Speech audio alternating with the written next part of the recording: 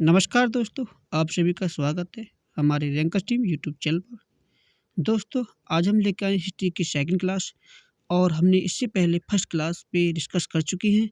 First class में हमने ही discuss किया था हड़प्पा सभ्यता का। हड़प्पा सभ्यता में इसमें पहले शहर की बात की थी हड़प्पा के बारे में।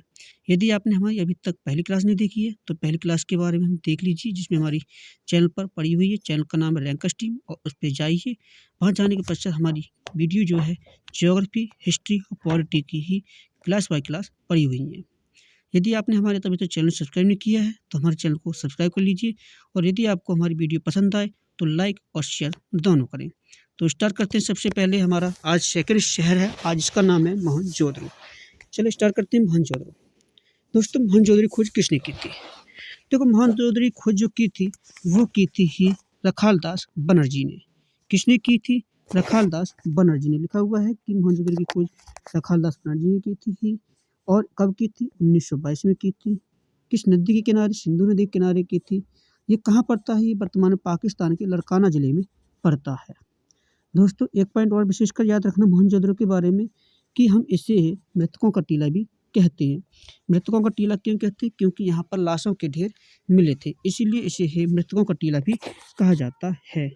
अगला नेक्स्ट पॉइंट है दोस्तों, यहाँ पर क्या मिला है? हमें प्रमुख स्रोत मिले हैं।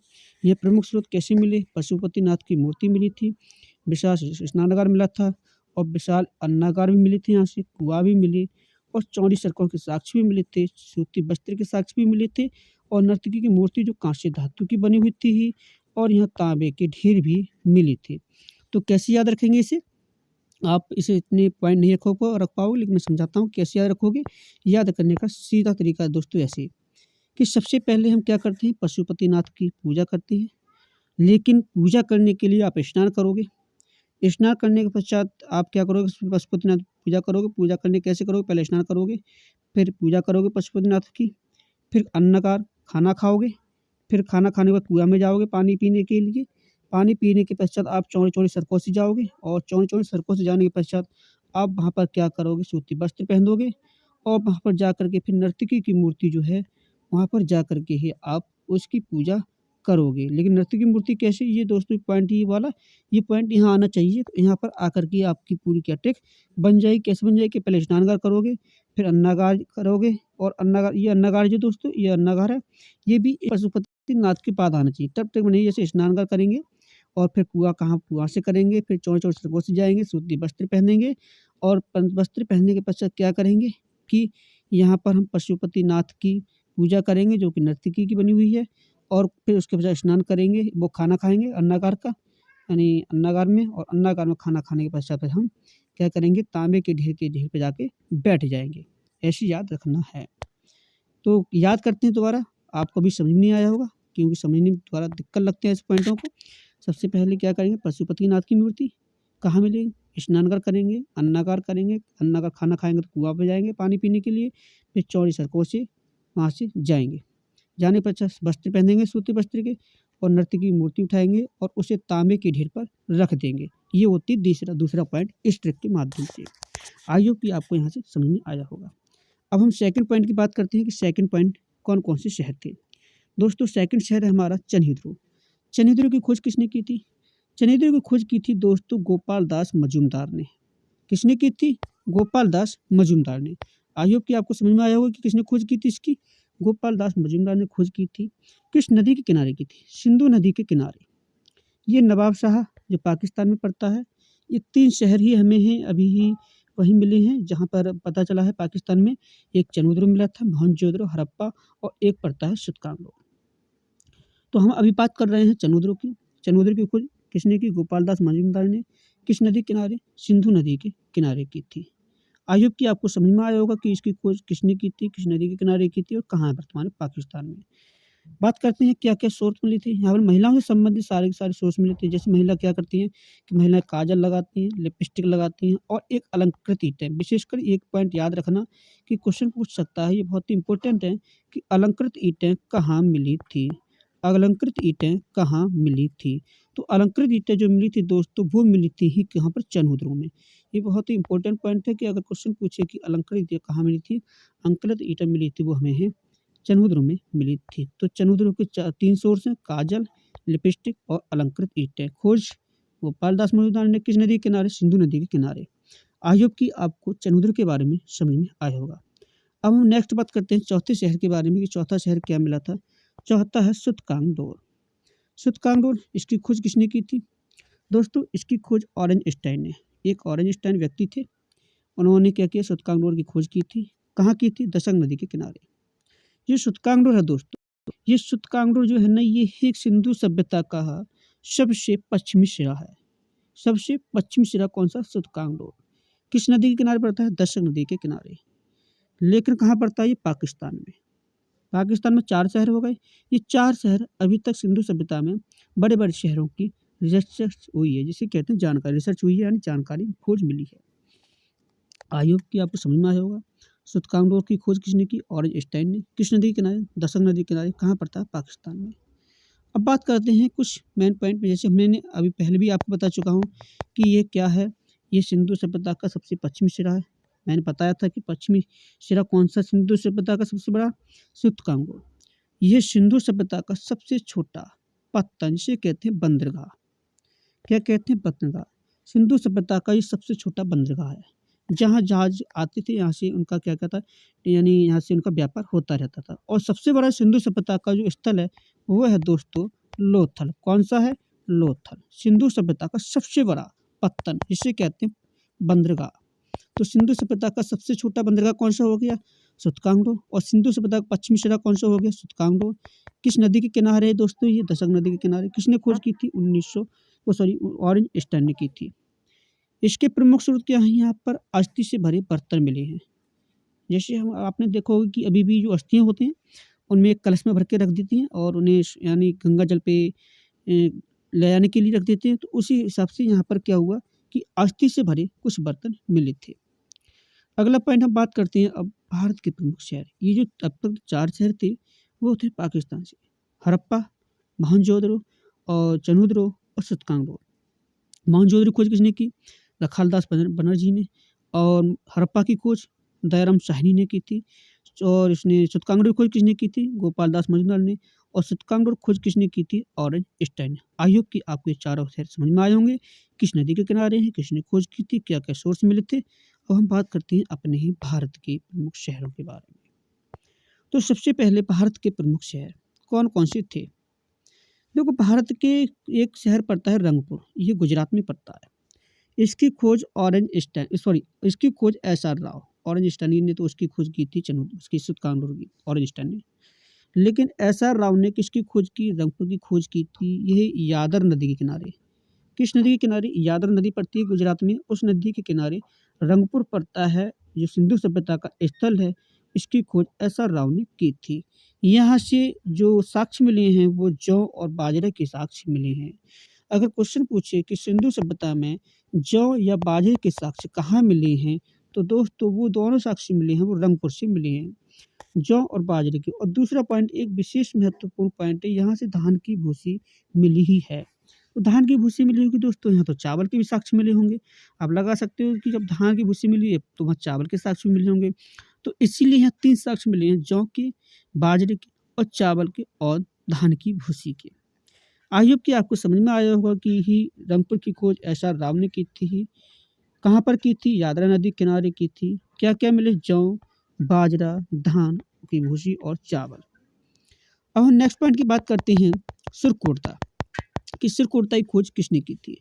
सुरकोर्ता की खोज जो की थी दोस्तों, वो की थी जगपति जोशी ने। लिखा हुआ है किसने की थी? जगपति जोशी ने। कब की थी? 1964 में की थी।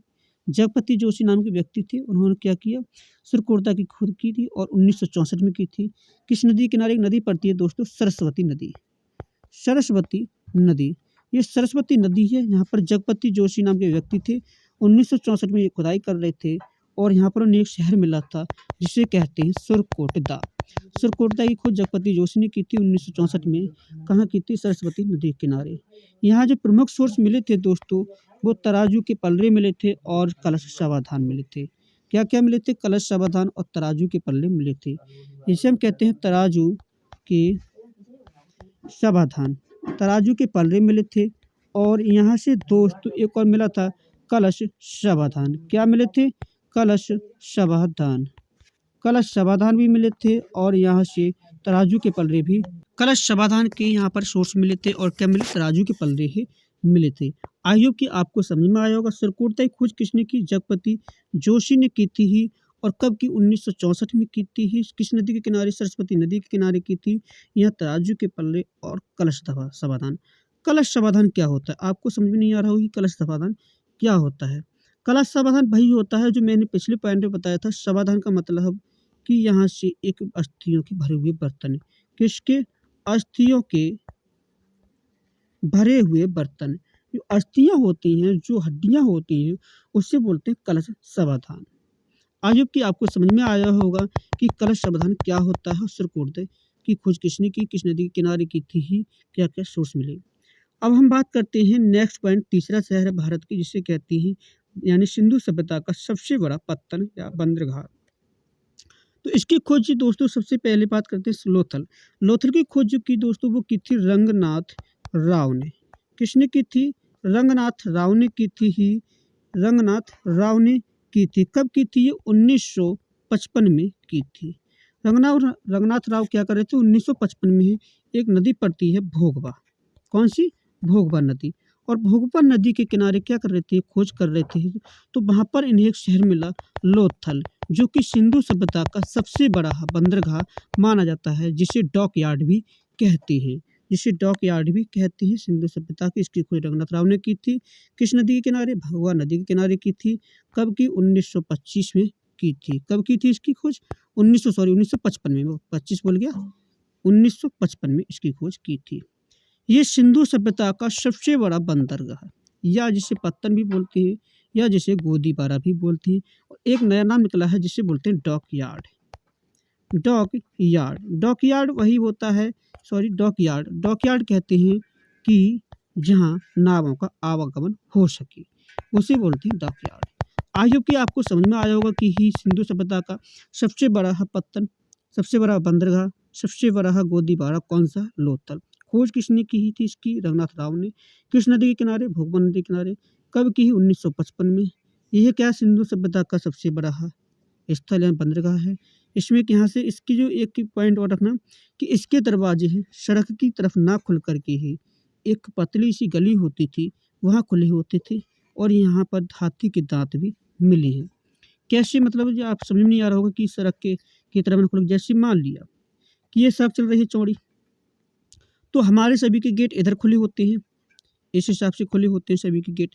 लेकिन क्या होता था कि जो यानी लोथल के जो शहर के जो घर थे, ये घर है, तो इसके साथ इस गेट को ना खुल का होकर के इधर को खुले होते थे। इधर को एक पतली सी गली होती थी, इधर को खुले होते थे। इस हिसाब से इसके गली में एक प्रकार से गली होती थी और इस हिसाब से इसके गेट खुले होते थे। आई होप कि आपको समझ में आया होगा कि सिंधु सभ्यता का सबसे बड़ा बंदरगाह कौन सा है और सिंधु सभ्यता का ऐसा कौन सा शहर है जिसके दरवाजे ही यानी मेन रोड पे ना खुल करके ही पीछे की ओर खुलते थे। कौन सा है? लोथल। यहाँ से क्या मिले? हाथी के दांत मिले हैं। आई होप कि आपको समझ में आया होगा। चनहुदरोको के बारे में भी समझ लिया हमने, लोथल के बारे में, मोहनजोदड़ो के बारे में और सतकांगडोर के बारे में भी समझ लिया, रंगपुर के बारे में। अब हम बात करते हैं नोट पॉइंट में। एक विशेष पॉइंट लिखा हुआ है यहाँ। नोट पॉइंट को दोस्तों विशेष करके ध्यान से पढ़ना। नोट पॉइंट में मैंने कुछ इंपॉर्टेंट बातें लिखवाई हैं। सबसे पहले लिखा है कि सिंधु सभ्यता का सबसे बड़ा विशालतम स्थल कौन सा था? देखो सिंधु सभ्यता का जो सबसे बड़ा विशालतम स्थल था वो था धौलावीरा। लेकिन क्या हुआ कि कुछ समय पश्चात, सबसे पहले कुछ समय तक तो रहा था राखीगिरी, पहले राखीगढ़ी रहा था, लेकिन उसके पश्चात क्या हुआ? धौलावीरा की खोज हो गई थी। तो धौलावीरा की खोज होने के पश्चात क्या हुआ? राखीगिरी जो था वो दूसरे नंबर पर पहुंच गया। तो सबसे पहले पर कौन सा आता है? धौलावीरा। लेकिन दूसरे नंबर पर कौन सा आता है? राखीगढ़ी। कौन सा आता है? राखीगढ़ी। ये राखीगढ़ी जो आता है दोस्तों, ये राखीगढ़ी ही सिंधु सभ्यता का दूसरा सबसे बड़ा स्थल आता है। जब तक धौलावीरा की खोज ना हुई तब तक राखीगढ़ी था, लेकिन जब धौलावीरा की खोज हो गई थी तब राखीगढ़ी दूसरे नंबर पर पहुंच गया था। तो सिंधु सभ्यता का सबसे बड़ा स्थल कौन सा माना जाएगा? धौलावीरा। दूसरा कौन सा हो जाएगा? राखीगढ़ी, जो कि हिसार, यानी हिसार कहाँ पड़ता है? हरियाणा पड़ता है, घग्गर नदी के किनारे उपस्थित है। आई होप कि आपको समझ में आया होगा कि सिंधु सभ्यता का सबसे बड़ा स्थल कौन सा है।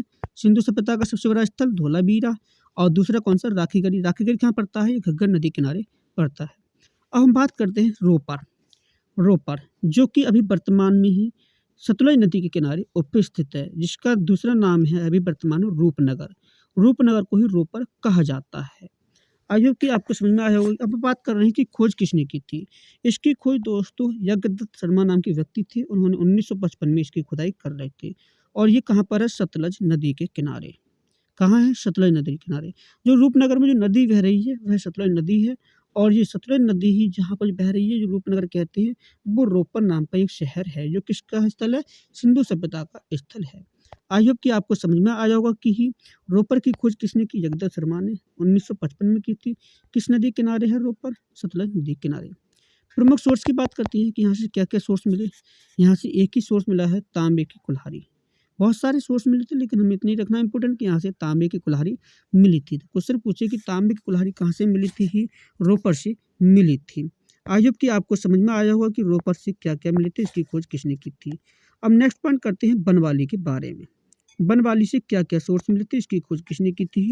दोस्तों इसकी खोज जो की थी वो की थी रविंद्र सिंह ने। किसने की, रविंद्र सिंह ने एक व्यक्ति थे, उन्होंने इसकी खोज की थी और उन्होंने इसकी जो खोज की थी ही वो इन्होंने खोज में बताया कि यहाँ से मिट्टी के हल मिले थे। क्या मिले, मिट्टी के हल। और यहाँ पर नाली जो थी नहीं थी बनावटी के आधार पर, और यहाँ जो सड़कें थी दोस्तों वो टेढ़ी मेढ़ी थी। यहाँ की जो सड़कें थी वो टेढ़ी मेढ़ी थी, नालियाँ थी वो कुछ इस प्रकार से, नालियाँ कुछ टेढ़ी मेढ़ी थी। जब नालियाँ टेढ़ी मेढ़ी होंगी तो जब नालियाँ नहीं होंगी और होंगी भी तो नाली कैसे होंगी, टेढ़ी मेढ़ी। तो टेढ़ी मेढ़ी क्यों होंगी, सड़कें जो थी वो इस हिसाब से थी, टेढ़ी मेढ़ी। सड़कें कुछ थी वो इस हिसाब से टेढ़ी मेढ़ी थी, कुछ इस हिसाब से थी, कुछ ज़्यादा सड़कें बहुत ज़्यादा टेढ़ी मेढ़ी थी। तो आपको समझ में आया होगा कि सबसे ज़्यादा है बात कर रहे हैं बनावली के। बनावली का मतलब बनावटी के आधार पर सब कुछ उल्टा सीधा मिला था यहाँ पर। ऐसे रखेंगे याद कि बनवाली की खोज किसने की थी, रविंद्र सिंह ने की थी। और यहाँ बनावटी के आधार पर सब कुछ टेढ़ा मेढ़ा मिला। यहाँ पर टेढ़ा मेढ़ा का मतलब मिट्टी के हल मिले। क्या मिट्टी के हल में हो सकते नहीं ना, तो यहाँ मिट्टी के हल मिले थे, नालियाँ नहीं मिली थी, सड़कें टेढ़ी मेढ़ी मिली थी। ये 3 पॉइंट यहाँ से मिले थे। अब नेक्स्ट पॉइंट बात करते हैं कालीबंगा। कालीबंगा की खोज किसने की थी, बीके थापर। बीके थापर ने की थी और बीबी लाल ने। कहाँ पर की थी, घग्गर नदी के किनारे की थी। कैसे याद रखेंगे इसके सोर्स और इसके ही खोजकर्ता के बारे में, कैसे देखो, बीके थापर यानी बीके थापर ने बीके ने एक ही थापर में बीबी लाल को हो क्या किया उसने है, लाल माँ एक ही थापर में बीबी को लाल लाल कर दिया था। क्या कर दिया, बीबी को लाल लाल कर दिया था। तो इसकी खोज किसने की थी, 2 व्यक्ति थे, एक बीके थापर और एक कौन थे, बीबी लाल। बीके थापर और एक कौन से थे, बीबी लाल। ये 2 व्यक्ति थे किस नदी किनारे, घग्गर नदी किनारे। अब नेक्स्ट पॉइंट की बात करते हैं कि यहाँ से क्या क्या सोर्स मिले। यहाँ से कर्मकांड मिला और यहाँ जुते हुए खेत के साक्ष्य मिले थे। कैसे साक्ष्य, जुते हुए खेत के साक्ष्य। यहाँ चूड़ियाँ मिली थी और यहाँ अलंकृत ईंटें। तो अलंकृत ईंटें हमने इससे पहले कहाँ पढ़ ली है, चनूद्रो में। लेकिन अलंकृत ईंटें अगर ऑप्शन में चनूद्रो आए तो और कालीबंगा भी आ जाए तो आप चनूद्रो को सबसे पहले टिक लगाना, कालीबंगा को बाद को। अगर कालीबंगा आ रहा चनूद्रो नहीं आ रहा तब आप कालीबंगा लगाना। आई होप कि आपको समझ में आया होगा। कालीबंगा की खोज किसने की थी, बीके थापर बीबी लाल ने। किस नदी के किनारे, घग्गर नदी के किनारे। क्या मिला, कर्मकांड मिले थे, जुते खेत के साक्ष्य मिले थे, चूड़ियाँ मिली थी और अलंकृत ईंटें। आई होप कि आपको यहाँ तक समझ में आया होगा। अब नेक्स्ट पॉइंट में कुछ नोट पॉइंट में लिखे हुए हैं, यहाँ पर हम बात कर ली थी कि क्या लिखा हुआ है। दोस्तों यहाँ लिखा हुआ है कि सिंधु सभ्यता की मुख्य व्यवसाय क्या थी, कृषि थी। जो मुख्य व्यवसाय था यहाँ की कृषि थी। कृषि यहाँ का मुख्य व्यवसाय था, ना कि पशुपालन था। दूसरा, सिंधु सभ्यता एक कैसी सभ्यता थी, नगरीय सभ्यता थी ही। सिंधु सभ्यता एक कैसी सभ्यता थी, नगरीय सभ्यता थी। और सिंधु सभ्यता जो माप तोल के आधार पर जो बाट का प्रयोग करते थे वो न्यूनतम वाट यानी 16 किलो का होता था। सिंधु सभ्यता का न्यूनतम तुलाई किससे थी, 16 किलोग्राम से। सिंधु सभ्यता के लोग जो थे वो मुख्यतः तलवार से परिचित नहीं थे। किससे परिचित नहीं थे, तलवार से परिचित नहीं थे। आई होप कि आपको यहाँ तक समझ में आया होगा कि ही सिंधु सभ्यता के लोग किससे परिचित थे, किससे परिचित नहीं थे। लोह किससे नहीं थे, तलवार से नहीं थे। मिनिमम किसका प्रयोग करते तोलने में 16 किलोग्राम का। सिंधु सभ्यता कैसी सभ्यता, नगरीय सभ्यता थी। ये कैसे व्यवसाय था, एक मुख्य व्यवसाय इसका कृषि था। अब हम नेक्स्ट पॉइंट की बात करते हैं। सिंधु सभ्यता में और भी लिखे हुए हैं कि सिंधु सभ्यता का विनाश कैसे माना जाता है। दोस्तों, सिंधु सभ्यता का विनाश माना जाता है, बाढ़ बढ़ा जाता है। बाढ़ के कारण आपने मूवी देखी मोहनजोदड़ो, उसमें आपने देखा होगा कि उसका विनाश बाढ़ से ही हुआ है। तो इसी प्रकार बताया जाता है कि सिंधु सभ्यता का विनाश हुआ है वो बाढ़ से हुआ था। सिंधु सभ्यता की ही प्रमुख मोहरों पर एक सींग वाले जानवर के चित्र मिलते हैं, एक सींग वाले जानवर के चित्र। अगर क्वेश्चन पूछे कि सिंधु सभ्यता की ही मोहरों पर किसका चित्र नहीं मिला, तो एक जानवर का चित्र नहीं मिला, गाय का। गाय का चित्र जो मिला था वो कभी नहीं मिला था सिंधु सभ्यता में। सिंधु सभ्यता में गाय का चित्र नहीं मिला था। और सिंधु सभ्यता को जो कहते हैं, यानी गाय को सिंधु सभ्यता में अधन्या कहा जाता है। क्या कहा जाता है? अधन्या। ठीक है, अधन्या कहा जाता था। आई होप कि आपको यहाँ तक समझ में आया होगा। अब हम नेक्स्ट पॉइंट की बात कर रहे हैं कि यहाँ तक थी सिंधु सभ्यता की मोहरों पर किसके चित्र मिला है? एक सींग वाले जानवर का मिला है, लेकिन गाय का चित्र नहीं मिला है। लिखा हुआ है इसमें, मैंने पहले ही बताया था और इस लिखा हुआ भी है। चलो, इसमें लिखा हुआ सही है। अब हम नेक्स्ट पॉइंट की बात कर रहे हैं। नेक्स्ट पॉइंट में है हमारी मेसोपोटामिया की सभ्यता। मेसोपोटामिया की सभ्यता के जो थे, इसके 4 भाग थे। कैसे इसके 4 भाग थे मेसोपोटामिया की सभ्यता के? एक था सुमेरियन की सभ्यता, दूसरी बेबीलोनियन सभ्यता, और असीरिया की सभ्यता, और कोलिरिया की सभ्यता। नोट पॉइंट में लिखा हुआ दोस्तों अगला है, ये यानी मेसोपोटामिया सभ्यता थी। यहाँ तो हमने अभी बात की सिंधु सभ्यता की। नेक्स्ट पॉइंट लिखा हुआ है कि झूलता हुआ बगीचा बेबीलोन की सभ्यता में मिला है। झूलता हुआ बगीचा है वो कहाँ की सभ्यता से मिला? बेबीलोन की। इसकी जो अर्थव्यवस्था थी जो बेबीलोन सभ्यता की, वो मुख्यतः कृषि थी। तो कृषि तो दोनों की हो गई थी, हमारी सिंधु सभ्यता की और यानी मेसोपोटामिया की सभ्यता की। आई होप कि आपको यहाँ तक समझ में आया होगा कि हमने अब तक कौन कौन से पॉइंटों की बात की थी। सबसे पहले दोबारा हम डिस्कस कर लेते हैं, आपको एक बार दोहरा देते हैं। देखो, सबसे पहले हमने जो डिस्कस किया था, सबसे पहले वो किया था हमने यहाँ से सिंधु सभ्यता के सभी यानी सिंधु सभ्यता के बारे में समझ लिया हमने। हड़प्पा सभ्यता की खोज किसने की? 1921 में दयाराम साहनी ने की थी। मोहनजोदड़ो की रखालदास बनर्जी ने की थी। भगवान इसके सिंधु नदी किनारे की थी। और इसके प्रमुख स्रोत समुद्र की खोज गोपाल दास मजूमदार ने सिंधु नदी किनारे की थी। और सुतकांगडोरी की खोज किसने की थी? ऑरेंज स्टाइन ने। आई होप कि आपको यहाँ तक समझ में आ गया होगा। नेक्स्ट पॉइंट की बात करें, रंगपुर की हमने बात कर ली। इसकी खोज किसने? रंगनाथ राव ने की थी, सॉरी SR राव ने। और सुरकुर्ता की खोज जगपति जोशी ने। और धीरे धीरे हमने इन यहाँ तक सभी शहरों के बारे में, लोथल, रोपर, बनवाली और कालीबंगा, इन सभी के हमने सिंधु सभ्यता में जितने भी ही सोर्स थे उन सभी के बारे में एक एक बारीकी से हमने डिस्कस कर लिया है। अब हम आज स्टार्ट करेंगे, अभी ही इसमें से ही थोड़ा सा पॉइंट स्टार्ट करते हैं। ऐतिहासिक काल क्या होते हैं? ऐतिहासिक काल क्या होते हैं? ऐतिहासिक काल के जो प्रमुख सिक्के थे उनके बारे में जान लेते हैं कि सबसे पहले ऐतिहासिक काल के प्रमुख सिक्कों के बारे में। सबसे पहले हम बात करते हैं कि प्रमुख सिक्के किस किसने जारी किए थे, उनके अध्ययन को क्या कहते हैं। तो सिक्कों का जो अध्ययन कहलाता है उसे कहते हैं न्यूमिस्मेटिक्स। क्या कहते हैं? न्यूमिस्मेटिक्स। और इसे हिंदी में कहते हैं मुद्रा राक्षस। हिंदी में क्या कहते हैं? मुद्रा राक्षस। की सिक्कों के अध्ययन को क्या कहते हैं? मुद्रा राक्षस कहते हैं। और इंग्लिश में कहते हैं इसे न्यूमिस्मेटिक्स। आई होप कि आपको समझ में आया होगा सिक्कों का अध्ययन क्या कहते हैं, न्यूमिस्मेटिक्स कहते हैं। और नेक्स्ट पॉइंट अगर लिखा हुआ है इसमें है कि टेराकोटा के सिक्के किसके प्रचलन में हुए थे। जो टेराकोटा का सिक्का जो है वो इसका प्रचलन सिंधु सभ्यता में माना गया है। टेराकोटा के सिक्का किस में चले थे? सिंधु सभ्यता में। लेकिन पंचमार्क, पर्ण और आहट, ये 3 प्रकार के सिक्कों का प्रचलन हुआ है वो मौर्य काल में हुआ था। किस काल में हुआ है? मौर्य काल में हुआ है। 3 सिक्के हैं मौर्य काल के, एक आहट, पंच और पंचमार्क और पर्ण। ये 3 सिक्के हैं यानी मौर्य काल में चले हैं, पंचमार्क, आहट और पर्ण।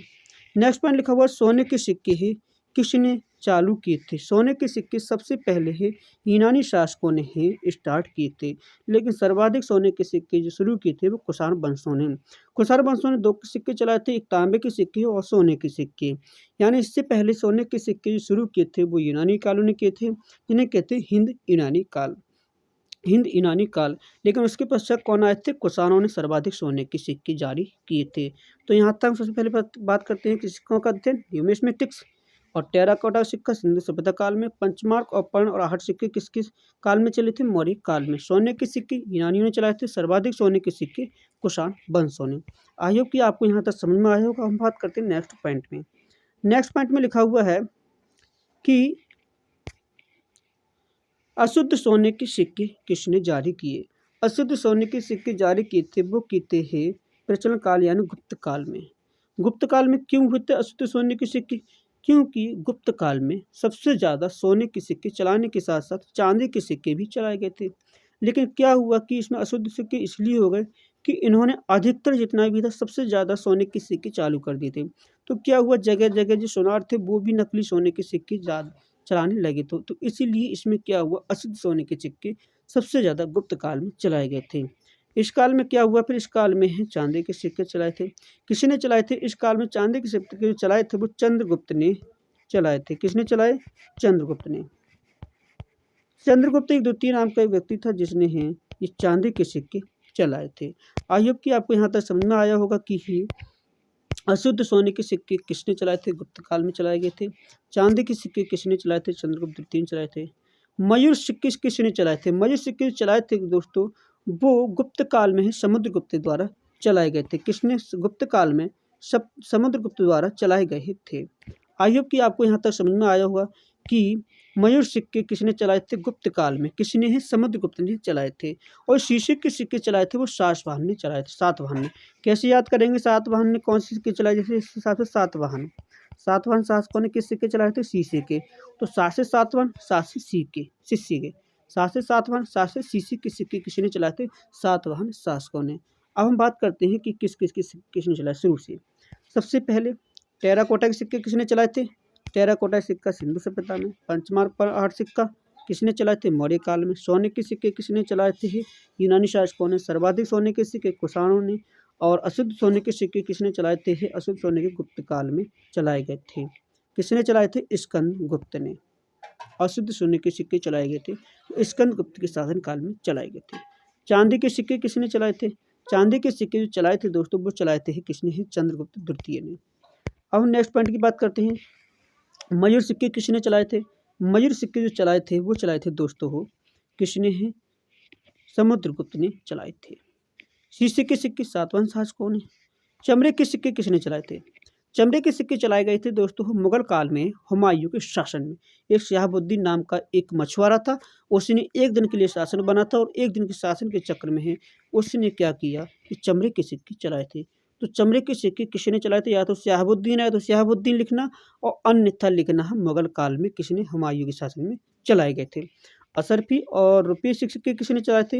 ये असरफी और जो दाम और रुपया ये तीनों सिक्के चलाए थे वो चलाए थे शेरशाह सूरी ने, जिसका शासनकाल 1940 से लेकर के 1945 तक रहा था। उसने अपने इतने कार्यकाल में असरफी, दाम और रुपये के सिक्के चलाए थे। चमड़े के सिक्के जो चलाए थे वो शहाबुद्दीन ने क्यों चलाए थे? क्योंकि हुमायूं को इसने नदी में से बचाने के कारण हुमायूं ने इसे एक दिन का शासक बनाया था और इसने एक दिन में ही चमड़े के सिक्के चलाए थे। आई होप कि आपको यहाँ तक समझ में आया होगा कि सिक्के किसने चलाए थे। अब हम बात करेंगे नेक्स्ट क्लास कल अभिलेख के बारे में। लेकिन इससे पहले यदि आपको हमारी क्लास पसंद आई हो तो हमारी क्लास को शेयर करें, लाइक करें और सब्सक्राइब करें। जय हिंद साथियों।